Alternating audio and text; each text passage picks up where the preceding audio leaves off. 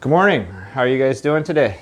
So today we're going to be talking about these cases that I have laid out here, and then we're going to pack one of them up and send them to a new owner because one of them had sold last night. But before I get into the packing, I kind of just wanted to go over these and see if maybe you guys can help me figure out what that one is over there. So all of these cases here go to Gibson 345s, 335s, 339s, 355s, you know, all this body shape right here. So these are the guitars that fit in the cases. However, the one brown case that I have over there, I cannot seem to find anything to fit in it. And I took it to lathes and whatnot, but we'll look at that in a second. But first, I just kind of wanted to show you guys the different variations here in the Gibson cases. So this one here came from my 1988 Gibson Lucille 345, and it is the original case. There's the back plate on it. I'm getting ready to do some work to it, but it has the, I think it's a funky ugly red color in it. The guitar case that I sold, I bought for this, but I was talked into keeping the original case with that guitar. It needs cleaned up. There's some original owner dirt in it and whatnot, but so that is a 1988, and it has all the flip latches, and it has a little bit different design around it. This one here is for my 1964 reissue, and it has all these flip latches on it. It does not have the Gibson logo on it, which I don't understand why, because this is the original case. And I always miss one. They always trick you. That's the other thing about these. They put the latches all in different places. Even if it's a 5 latch, they might be in a different spot. But so the inside of this one is more like my 50th anniversary Gibson Les Paul gold top. And it has the really plush, like silky gold material in it. And it came with the matching gold polish cloth, and over here is all the stuff that goes to that guitar. But again, there's no labeling inside or anything like that, where it was made. Very strange, very odd, but it is the original case to the Gibson 345 64 reissue. And then this is the case that I purchased for the Gibson Lucille, and it looks amazing in there. I kind of regret selling it already, but if you notice right here, this is a difference. They have these just flip up and lock latches, not the buckle style. Also, it does have the same latch as this one for the lock, but it does indeed have the Gibson metal logo on it, and it does have the custom shop because this was from a Murphy's Lab 335. And in the inside of it, it is a gold, but it's kind of an orangey gold. And on the inside of this one, it says it was made in Costa Rica, May of 2022. So there's a few differences between these two Gibson cases. So if you look right here, you can tell that the Murphy's Lab one is just a little orangier than this one. And this one has the silkier material in it, whereas this one is more like the plush material. So those are a few differences. Why is it not? Oh, this latch flipped up. See, that's the other thing too. This one has a latch back here. This one does not. There is no latch over here. So they just kind of plop them wherever they want, and it's very strange because you can get the same case, and maybe it's just a different run or whatever, but yeah, so the latches are different. It does not have the logo. The interiors are different, but indeed they are both OEM Gibson cases. This one is a real pain in the butt to get to stand up because the little catch is very stiff on this one. And that's another thing. See where this catch is? It's here, versus this one is back here, kind of like any other Les Paul case. Let's see where the 88 is. 88 is in the same spot, but there is nothing fancy about that one. So there we go. You got a 1988, 64 reissue, and a Murphy's Lab. So these are all 335, 345 body styles. So now the one in question, I go ahead and close these up. The other thing too is these are all considered a baritone because of the length of them.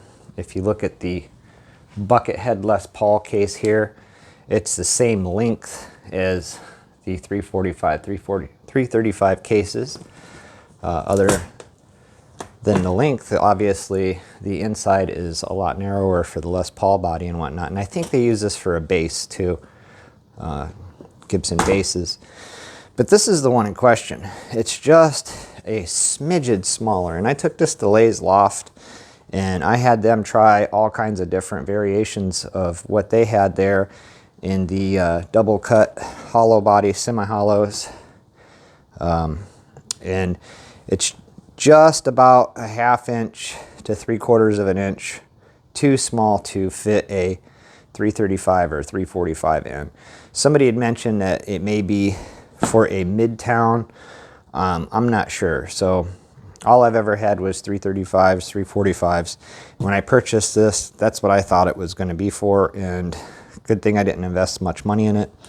I think I got maybe 200 bucks on it with tax and shipping, but until I figure out what it goes to, it's absolutely useless to me. So, but yeah, there's the different variations from 88 on up here, and they, like I said, they change everything on them from case to case. I don't get why they don't just stick with. Here's another good example. So this one that I sold also has these bumps here for when you set it down. This one does not. There's nothing there. So I really do I like this case a lot better. I do like the Gibson logo on it. I like that it says it's made in Costa Rica. I do like these extra stops here to keep the case from getting damaged. I'm not real big on the interior, but it is really nice. You know, compared to this one, you know, this one has got a lot more detail in the neck rests and stuff like that, versus this one it's just fuzzy stuff covered over it. And they did a little more detail in this case, but as far as the outside of it, like I said, the Gibson logo, and now I just noticed these little bumps for when you're standing it up. But yeah, and this one also has the custom shop. And these things, like I said time and time again, if you're trying to replace these, you're going to spend anywhere from 35 to 50 bucks to get one of those on Reverb. So anywho, we are going to go ahead and get this packed up for the customer. I'd like to just say to the customer, I'm sorry it took so long to get back to you the second time. Today I got to get the day off. I'm on standby, thank the Lord, because where I live here in Ohio, yesterday it was 23 degrees and snowing, and I spent 10 hours outside in a bucket and up and down off a roof. And it's nice to get a break, but I work so much that it's really hard to get to messages, because I have a work email, a personal email, and then an email that I use just for guitar stuff. And after you work 12, 15 hours, that's pretty much average of what I work. You come home tired, you shower, you eat, you watch a hour program, you go to bed, and you do it all over again. So I'm sorry I missed your second offer there. I just wasn't paying attention. One of my things on Reverb is customer satisfaction. If you look at my feedback, it is 100% across the board. I do everything I can to make my customers happy. So I'm sorry that you were upset, that it felt like that I was ignoring you. But I did indeed. I got back to you as soon as I could, and now you have your case. So I did accept his offer. And that was one of the things that he was upset about, because he made an offer and there was no way that I could accept his first offer because I had more in it than what he had offered, you know, with tax and shipping and all that. So I had to make a couple bucks just to not go into the negative. So I gave him a very fair deal where I barely make like 25, 30 bucks. But again, I bought it for my Lucille. I intended on keeping it, so I invested a lot into this case. Usually when I find a good deal on a case, I can work with a customer more, give them a better deal. But unfortunately on this one, I had way too much invested in it, and I'm actually sad to see it go. I'm gonna let you guys just check this out. I mean, and the customer sent me a picture of his 335, and it is just a gorgeous sunburst, and it will look amazing in here. Matter of fact, let me pull that up and I will show you what his guitar looks like, and you will agree that it will look really, really good in here. So let's see here. Mr. Jeffrey. He has an absolutely beautiful guitar. And I just started getting into these semi-hollows, and I plan on venturing into some more because I really do like them. I like them a lot. In the beginning, I didn't like them. My dad has the 335 that looks like the Lucille, but indeed it's not a 345. But anyways, there is Jeffrey's. So it is just an absolutely beautiful vintage burst. It has the dog ear P90s on it. The 135, if you guys look at my previous videos, I had an all black 135. And I gave that to my pastor at church. And it had the P100s in it, which are a P90 that's stacked twice instead of having a side-by-side humbucker. That was their first iteration of humbucker. So they just stacked two P90s on top of each other so you'd have a double coil. He wasn't real happy with how quiet it was because it was a really mellow tone. Beautiful pickups, but they're just not very bright. So I took it to Augment Guitar and I had them put a set of Gibson P90s in it, and now you can hear it plain as day in church and you don't have to worry about being overpowered by the other people. But this is the reason that I bought this case, was to put Lucille in it. And with this plush orangey color, it just looks amazing in there.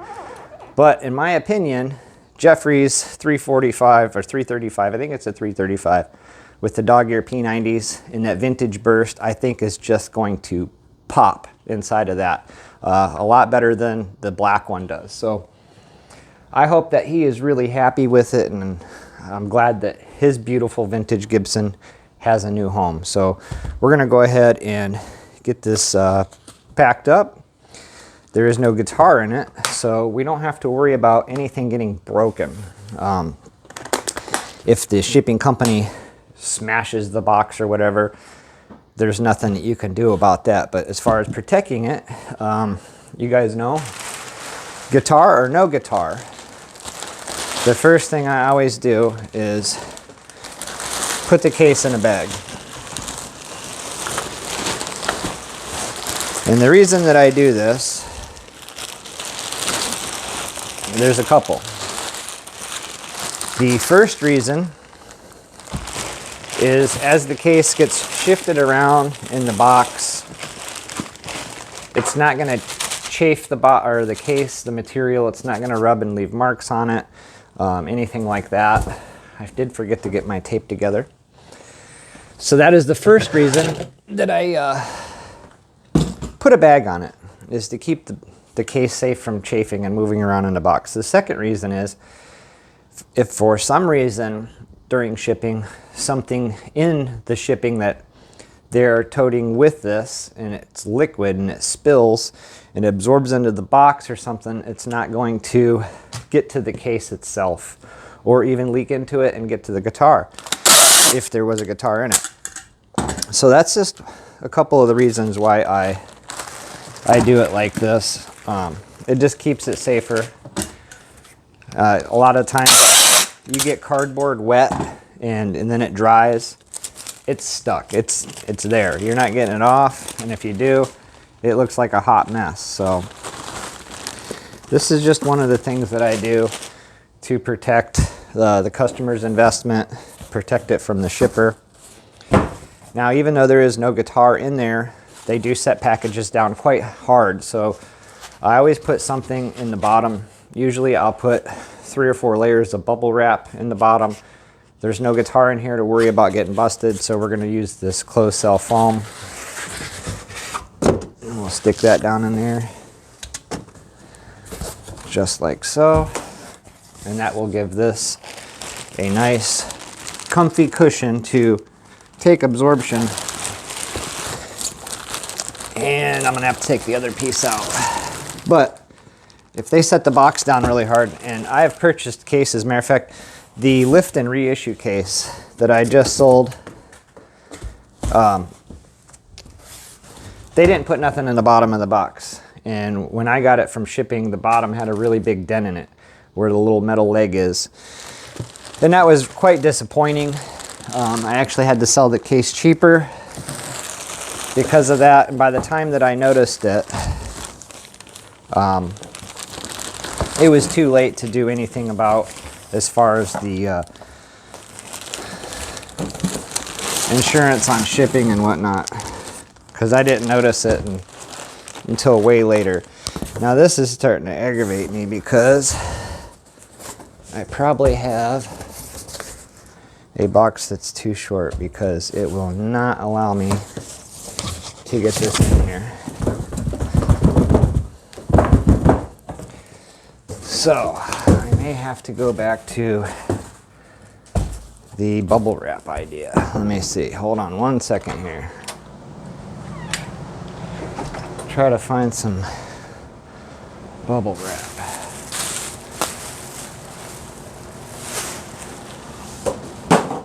And I got way too much shipping materials out here. Where did it all go?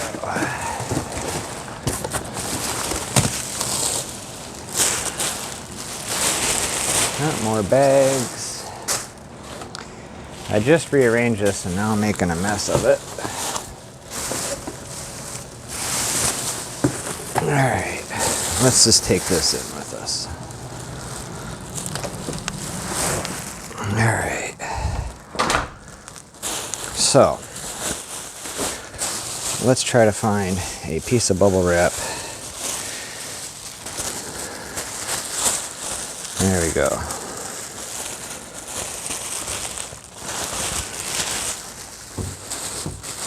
Just like a little bit of cushion down there, just in case they set the case down too hard.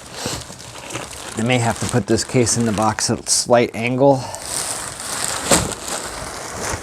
because of the length of it.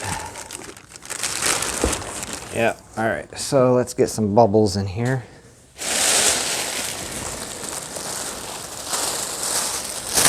Put a few on this side first before I tilt it. Yeah, that's good. And then we'll just fill this void up over here with more bubbles. That's the other thing too. I save these bubbles for when I ship cases because, again, there's no guitar in it. So if they pop, I don't have to worry about the guitar slopping around inside of the box and getting broke or damaged. But since there's no guitar in it, there isn't that much weight in there, and the chances are those bubbles aren't going to pop. So it's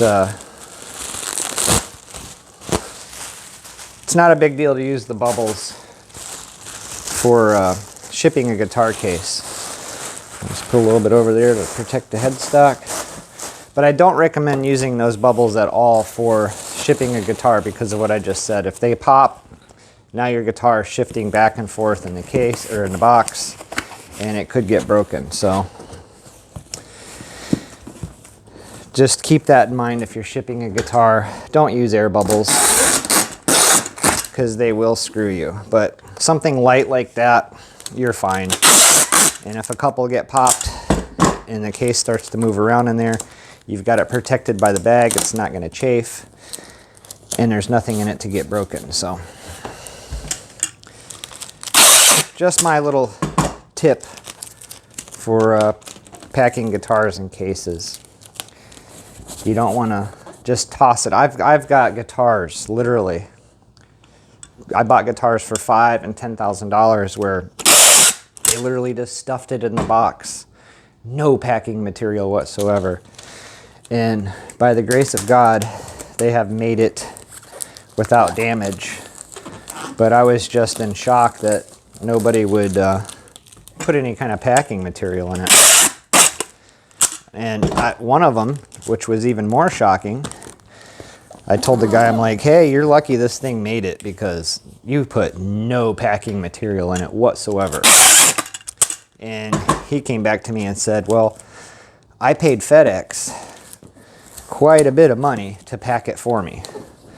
So you got to be careful when you're taking it to a shipper. Make sure that they put the packing material in it. A lot of the times they have little packages that they can break them and stuff them in there, and then they expand and they form around things. That stuff's pretty cool. But yeah, you always just got to make sure there's something in there to keep it from wiggling around. And if you have a guitar in it, make sure that the headstock is centered. So this one, I put it at a little bit of an angle. That's a no-no if you have a guitar in there, because if it took a really hard hit or something to that corner, it could snap the head on the headstock, so, or off of the neck, snap the headstock off of the neck. So just kind of talking through things that I do while I'm packing this, in case you guys are still watching. But I think Mr. Jeffrey is going to love this guitar case. I know I did. And I was really close to keeping this one and selling my original 1988 Gibson Lucille, but some of you viewers told me don't do it, keep it with the original case. My dad told me don't do it, keep it with the original case. And I was a little butthurt over that after I invested all that money into this, and I wanted it to match my other 345 case. But it is what it is. It's done and over now. It's not mine no more. Now I know they did reissue these at one point, and they had them on Gibson's site, but they sold out, I mean, really, really fast. So they didn't last long. And just like anything that Gibson sells, it's a limited run. The value only goes up, and that's why I had this case up for $500, because unless they reissue it again, you're not getting one. And most Lifton cases, they sell for $400 or $500. This is a Murphy's Lab case, so I figured, well, I'll put $500 on it, and I really didn't want to budge on it, but this guy, he really wanted it, and I decided I wasn't going to use it for my Lucille, so I thought, well, I don't have anything else to put in it. I'll just give him a good deal on it and kick it down the road, and we'll move on to something else. Because I do have to buy, well, one more case. I do have one empty caramel case left here, and that is going to go to one of the two builds that we're doing. We have the tribute builds. One is your guys' build. You guys have picked the color out, and you guys will be picking the parts out when they get back from refinish. The other one is my build. We're doing two tribute builds at the same time. And I haven't checked on those yet to see how those are coming along. It's probably been a month or so since we dropped them off.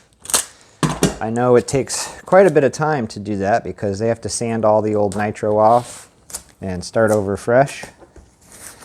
And every time they spray a coat of lacquer, it's got to hang and dry for a week and harden and cure before they can spray another coat. So, and we're having some pretty cool custom things done to those. So I'm sure it's going to take a little while, and they are always just jam-packed with stuff to do down there. So what I did here is, the bottom is taped very well, but I always put a few extra pieces on just for safety, just to make sure. It makes me feel better about it. Now last night I cheated. What I did, and I'll have to weigh this again to make sure I'm not over 17 pounds because I had to change my packing just a smidget, but I took the guitar case, my box, and my packing material, and I just stacked it all on my scale so I could get the shipping label and the, I'll just set this down here.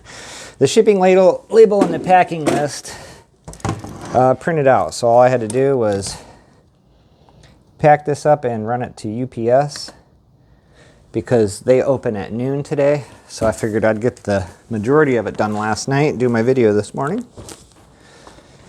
And we are still at 16 pounds, 1 ounces, and I wrote down 17. So I paid for 17 pounds. No biggie. Excuse me. Anyhow, that was one of the things too. Anytime something goes west of the Mississippi, they always ding me pretty hard on Reverb. I quit selling on eBay, but I charged the customer $45 for shipping. And the reason being is because most guitar cases I can ship for around 36 to 40 bucks, right? And then because they're not of really high value like a guitar, the insurance and the signature and all that kind of stuff, usually I'll end up, you know, at most like 50 bucks, right? So I figured out, if worst case scenario, I lose 5 bucks on shipping. However, this time they dinged me pretty good with the shipping and the insurance. It was 60 bucks.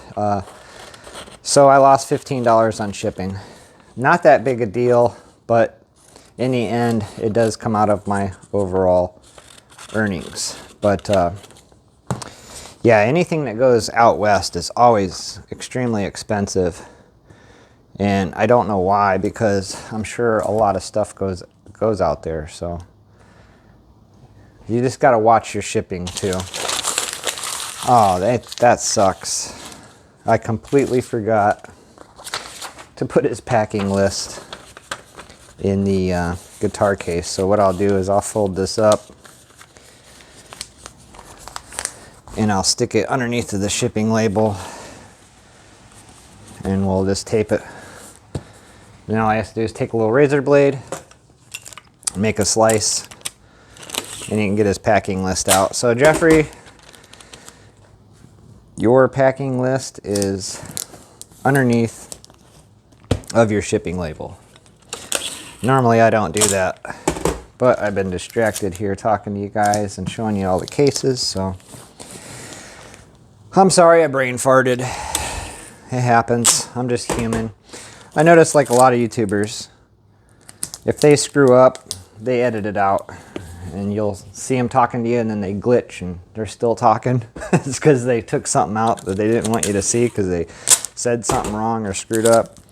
I don't do that. Usually what I'll do is when I review the video before I post it, if I see I said something wrong or whatever, down in the comments where you guys comment, I'll put, nope, I meant to say whatever, but I had this on my mind.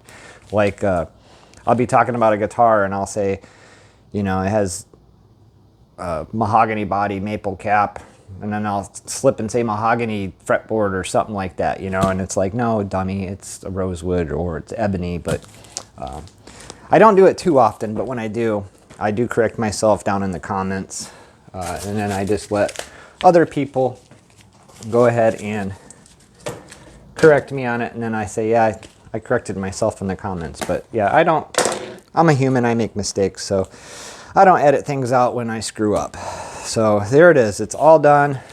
Ready to go to California. I wish I was there because it's really cold here.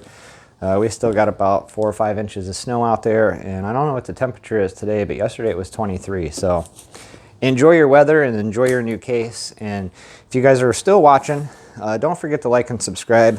We have several guitar projects coming up. I am going to dig into Lucille. This is one of quite a few parts that I ordered for it. So stay tuned for that. And until next time, like I said, don't forget to like and subscribe. And thank you for watching.